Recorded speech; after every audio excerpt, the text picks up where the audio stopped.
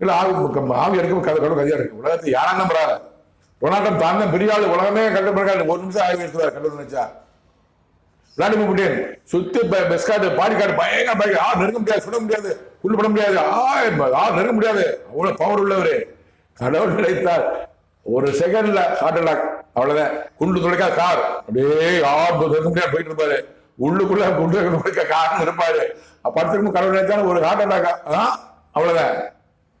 கடவுளுக்கு எல்லா அதிகாரம் உண்டு, யார் மாறாதீர்கள். எந்த தேசத்தின் அதிபதியாக நம்புறாங்களா, தமிழ்நாட்டின் அதிபதியாக நம்புறாங்களா, அமெரிக்கன் அதிபதியாக நம்புறாங்களா, ரஷ்யன் அதிபதியாக நம்புறாங்க, சீனாவின் அதிபதியாக யாரா இருந்தாலும் கடவுளுக்கு பயப்படுங்கள். கடவுள் இருக்கிறார். அல்லாஹ் இறைவன், தேவனாகிய கர்த்தர், யெகோவா நாமம் கொண்ட தேவனாகிய கர்த்தர், பிதா, எல்லாமே இறைவன், தெய்வம், ஆண்டவர், எல்லாமே கடவுள் கடவுள் கடவுள். அவர் தான் 3 அதிகாரம் இருக்கு. அவர் என்னோட கூட இருக்கிறாரு. இந்த வார்த்தை கூட அவர் சொன்ன வார்த்தை